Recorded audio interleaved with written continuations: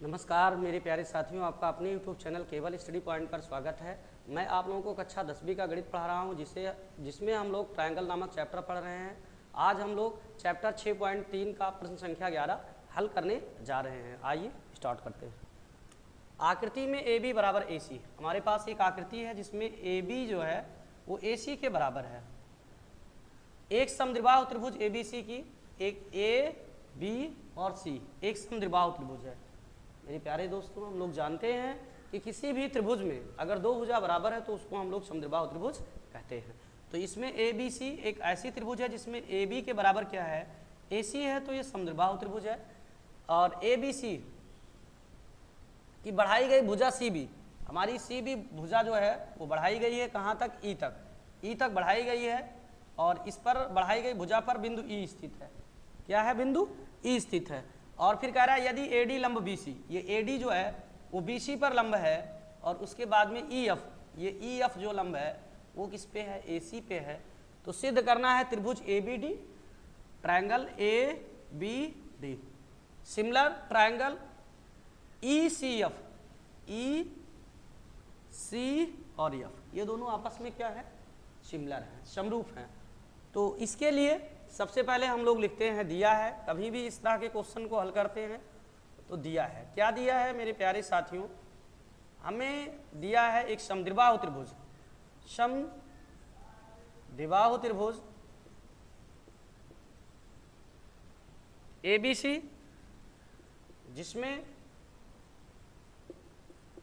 कौन सी भुजा बराबर है, AB बराबर AC है।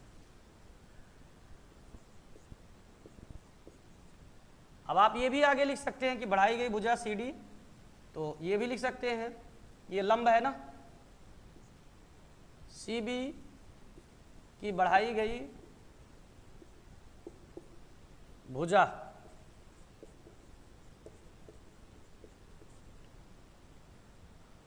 पर E स्थित है, तथा ये चित्र दिया है ना, AD लंब क्या है, BC पर लंब है। जो AD है वो BC पर लंब है। लंब का मतलब किसी भी रेखा पर कोई रेखा अगर लंब खींची जाए तो ये दोनों तरफ 90-90 अंश का कोण बनाती है, ठीक, इसी को लंब बोलते हैं। लंब BC है और दूसरा EF जो लंब है AC पर है। आपके क्वेश्चन में लिखा हुआ है, उसी चीज को आप नोट कर सकते हैं, कोई दिक्कत नहीं है। सिद्ध क्या करना है,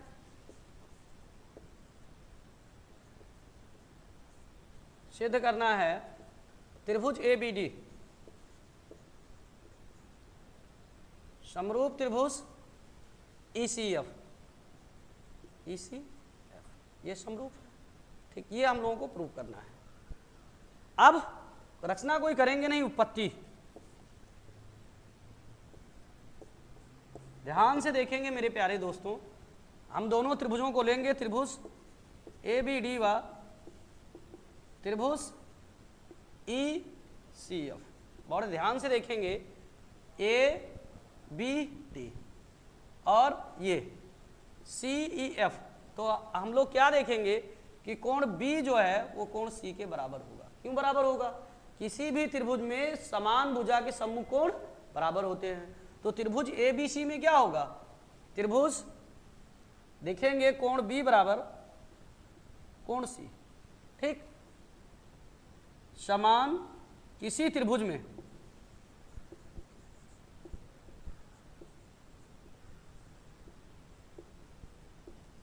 समान भुजा के सम्मुख कोण समान होते हैं, सम्मुख कोण समान होते हैं।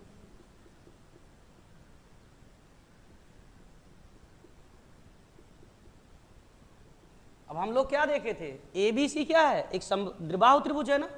तो समद्विबाहु त्रिभुज में क्या मिल रहा है हम लोगों को, बड़े ध्यान से देखेंगे मेरे दोस्तों कि AB बराबर है AC के। तो जब AB, जैसे मान लो ABC मैंने अलग बना लिया ABC, तो ये दोनों भुजा बराबर है, तो इसके सम्मुख कोण आपस में क्या होंगे, जितना अंश का ये बनेगा उतने अंश का ये भी दोनों आपस में क्या होगा, बराबर होगा। तो ठीक इसी तरीके से ABC क्या है, एक समद्विबाहु त्रिभुज है। और समद्विबाहु त्रिभुज की क्या होती है, जो भुजा बराबर होती है उसके सम्मुख कोण बराबर होंगे। तो कोण B बराबर कोण C के हो गया। फिर कोण ये देखिए ए डी बी बराबर कोण देखिए ई एफ सी बराबर 90 अंश, ये ऑलरेडी दिया है। अब क्या हो गया, हम लोगों ने ये थ्योरम पढ़ लिया है कि यदि एक त्रिभुज के दो कोण दूसरे त्रिभुज के दो कोण के बराबर हो तो दोनों त्रिभुज आपस में क्या होते हैं, सिमिलर होते हैं। ठीक उसी तरीके से इसमें देखिए त्रिभुज ए बी डी का कोण बी हो गया, किसके बराबर है, त्रिभुज ई एफ सी के कोण सी के बराबर है। ऐसे त्रिभुज ए बी डी का कोण ए डी बी ये वाला भी तो 90 होगा, किसके बराबर है, ई एफ सी इसके बराबर है। भाई दो कोण अगर एक त्रिभुज के दो कोण दूसरे त्रिभुज के दो कोण के बराबर हो गए तो तीसरा एंगल जो होगा वो ऑटोमेटिक बराबर हो जाएगा, क्योंकि हम लोग जानते हैं किसी ट्रायंगल के तीनों कोणों का जो योग होता है टोटल वो कितना होता है, 180 होता है। तो बेटा अब ये हमारा दोनों त्रिभुज, अतः क्या लिखेंगे, त्रिभुज ए बी डी सिमिलर त्रिभुज ई सी एफ। कौन सा नियम, एंगल एंगल समरूपता नियम से। भाई दो कोण बराबर है ना,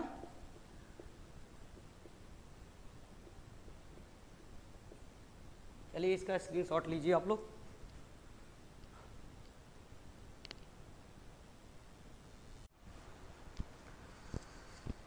मेरे प्यारे साथियों अब हम लोग क्वेश्चन नंबर 12 को देखेंगे। क्वेश्चन नंबर 12 दिया है कि एक त्रिभुज एबीसी की भुजाएं AB और BC तथा माध्यिका AD एक अन्य त्रिभुज PQR की क्रमशः भुजाओं PQ और QR तथा माध्यिका PM के समानुपाती है। ठीक, दर्शाइए कि त्रिभुज ABC समरूप त्रिभुज PQR, ये आकृति दोनों दिया है, एक त्रिभुज ABC है और त्रिभुज PQR है। ठीक, तो दोनों चित्रों में क्या दिया है कि इनकी भुजाएं जो हैं, भुजा AB और BC और AD, इनकी भुजा PQ और QR तथा PM के समानुपाती है। तो दिया क्या है, त्रिभुज ABC व त्रिभुज PQR जिसमें ये समानुपाती है। दिया क्या है, इनकी भुजा जो AB है वो PQ के, ये वाली भुजा इसके और ये वाली भुजा इसके और ये वाली भुजा इसके समानुपाती है। तो AB by PQ equal to BC by QR equal to माध्यिका AD बाई PM। सिद्ध क्या करना है, सिद्ध करना है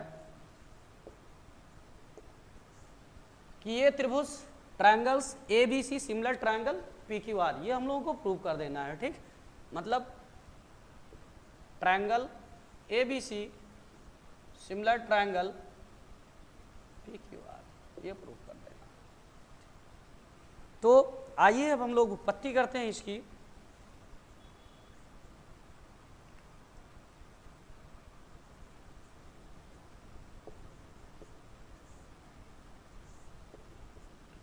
उत्पत्ति में हम लोग देखते हैं मेरे प्यारे दोस्तों कि ये दिया है AB by PQ equal to BC by QR equal to AD by PM, ये हमारी गिवन पॉइंट है। ठीक, तो अब ये समान अनुपात में है मेरे प्यारे दोस्तों। अगर इसको हम इस तरह से लिख लें AB बटा PQ equal to 1/2 BC 1/2 QR बराबर AD बटा PM, तो भी सही है। कैसे है बहुत ध्यान से देखेंगे, क्योंकि 1/2 को अगर हम चाहें तो क्रॉस भी तो कर सकते हैं, 1/2 से 1/2 काट दो फिर वहीं आ जाएगा। तो 1/2 मतलब जो अनुपात है उस पर कोई फर्क नहीं पड़ेगा, किसी भी अनुपात जो है वो ऐसे रहेगा जैसे 1/5 पहले है, अगर 2 से ऊपर गुणा कर लें 2 से नीचे कर लें तो क्या इसका अनुपात डिफेक्ट होगा, नहीं, बिल्कुल नहीं, क्योंकि 2 से 2 काट दो फिर 1/5 आ गया। ठीक, तो अनुपात पे कोई प्रभाव नहीं पड़ेगा, ऐसे यहाँ भी। तो अब एक चीज हम लोग ये देख रहे हैं कि इसमें ये D क्या है, भाई AD माध्यिका है और PM भी हमारी क्या है, माध्यिका है। तो माध्यिका जिस भुजा पे डाली जाती है उसे 2 बराबर भागों में बांट देती है।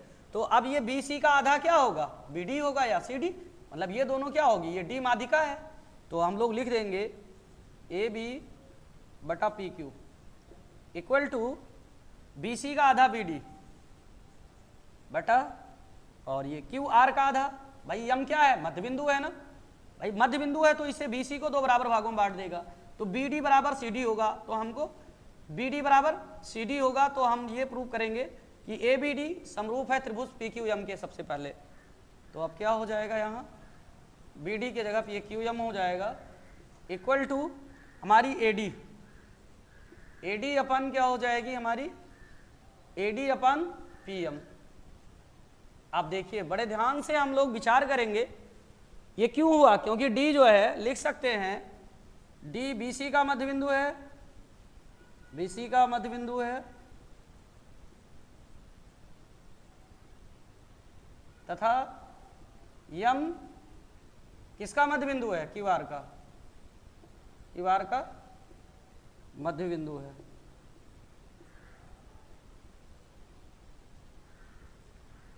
तो अब हम लोगों को क्या मिल रहा है कि हम लोगों ने पढ़ा था कि एक त्रिभुज की तीनों भुजा दूसरे त्रिभुज की तीनों भुजाएं समान अनुपात में हो तो त्रिभुज क्या होता है, सिमिलर होता है, और एस एस एस समरूपता नियम देते हैं। तो आप चेक कर लीजिए ये त्रिभुज ए बी डी, त्रिभुज ए बी डी में ए बी बटा पी क्यू, ए बी बटा पी क्यू इसके संगत ये हो गया। उसके बाद में बी, ये देखिए बी डी बी से डी तक बी डी बटा क्यू एम हो गया। उसके बाद में फिर ए डी इसकी भुजा बन गई, जो माध्यिका थी वो त्रिभुज ए बी डी की क्या है, साइड है, और ये पी एम क्या है, त्रिभुज पी क्यू एम की साइड है। तो हम लिख सकते हैं अतः त्रिभुज A B D similar triangles P Q M. अब ये दोनों समरूप हो गए तो क्या होगा, इनका जो संगत कोण है वो बराबर होगा। तो ये इसके संगत कौन सी भुजा है, ये है, तो इसके सामने का एंगल ये बी और इसके सामने का एंगल क्यू क्या हो जाएगा, इक्वल हो जाएगा। इतने का स्क्रीनशॉट आप लोग ले लीजिए।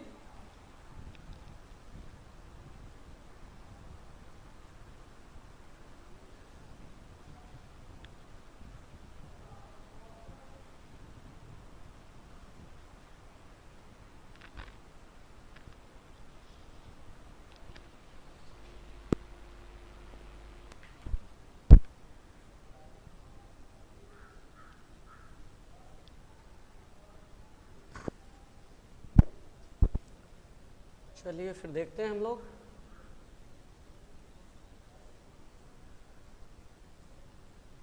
तो अब लिखेंगे कोण बी बराबर या ए बी डी, कोण ए बी डी बराबर कोण क्या हो जाएगा, पी क्यू एम। समरूप त्रिभुज के संगत कोण बराबर होते हैं, संगत कोण बराबर होते हैं।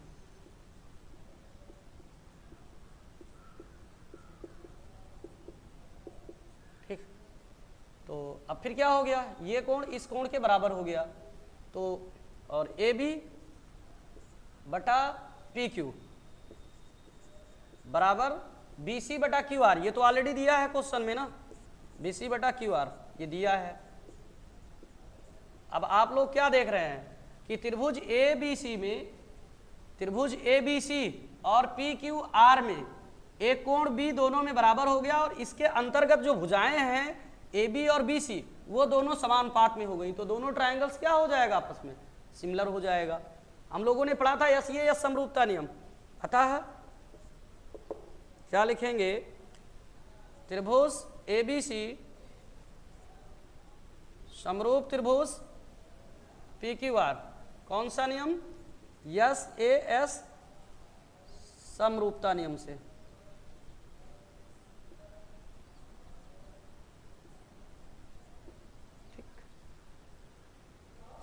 कैसे हुआ, अब आप देख रहे हैं कि त्रिभुज ए बी सी में ये कोण वाला, ये वाला पी क्यू आर में क्यू के बराबर हो गया, और इसके अंतर्गत दो भुजाएं जो थी ए बी, जिस भुजाओं के मिलने से एंगल बन रहा था वो भुजाएं दोनों ए बी बटा पी क्यू बराबर बी सी बटा क्यू आर, ये आ गया ना। तो अब इसके हिसाब से यस ये यस साइड एंगल साइड समरूपता नियम से प्रूव हो गया।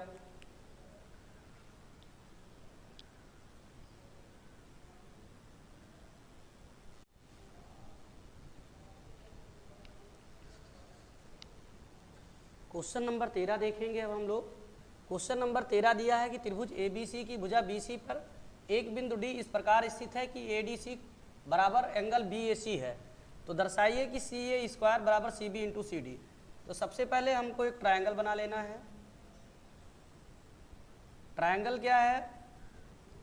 A, B और C, और कह रहा है BC पर ये एक बिंदु D इस प्रकार स्थित है कि कोण ADC, A ये D और C, ये कोण किसके बराबर है? BAC, मतलब इस कोण के बराबर है। मेरे प्यारे साथियों, अब इस क्वेश्चन को हम लोग प्रूव करेंगे। तो सबसे पहले लिखेंगे, दिया है, क्या दिया है?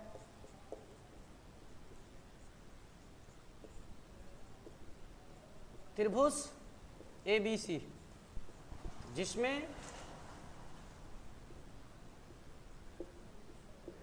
कोण ADC इक्वल टू कोण BAC सिद्ध करना है।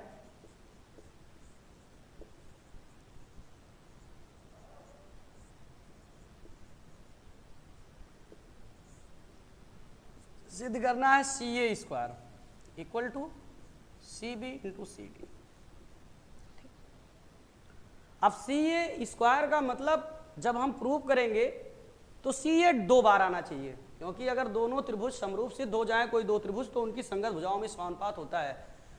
तो CA 2 बार आने का मतलब एक बार पूरा ABC लो, एक बार में AC लो, एक बार पूरा ABC लो और एक बार में AC ये त्रिभुज ADC ले लो, तो क्या मिल जाएगा? त्रिभुज ADC में AC मिल जाएगा और त्रिभुज ABC में भी आपको AC मिल जाएगा। तो लिखेंगे उत्पत्ति में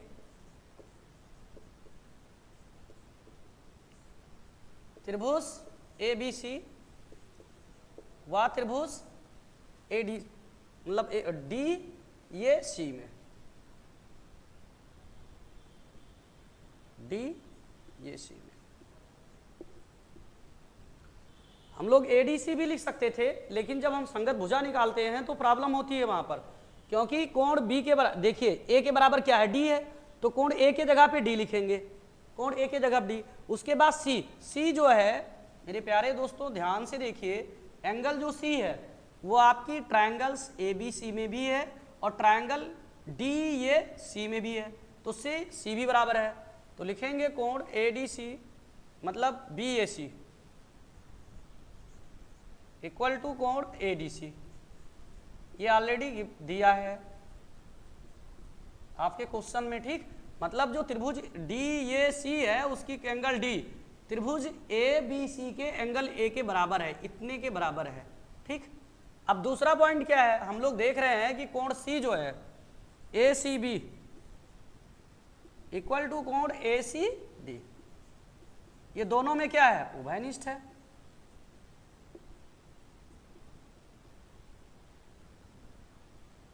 भाई दोनों में है, कोण C त्रिभुज DAC में भी है और त्रिभुज ABC में भी है, दोनों में है ना, तो उभयनिष्ठ हो गया। अब एक त्रिभुज का दो कोण दूसरे त्रिभुज के दो कोण के बराबर जब हो जाता है तो दोनों ट्रायंगल सिमिलर होती हैं। अतः हम लोग क्या कहेंगे? Triangle ABC similar triangle DAC। कौन सा नियम? एक त्रिभुज के दो एंगल दूसरे त्रिभुज के दो एंगल के इक्वल हैं, तो एंगल समरूपता नियम से।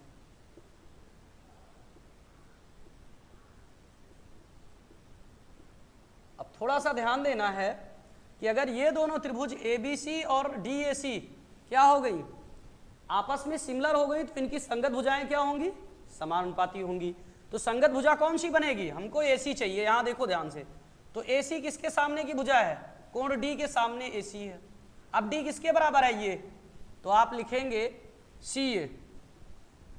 अब CA के संगत ये त्रिभुज DAC की भुजा क्या है? CA है। बड़े ध्यान से देखिएगा।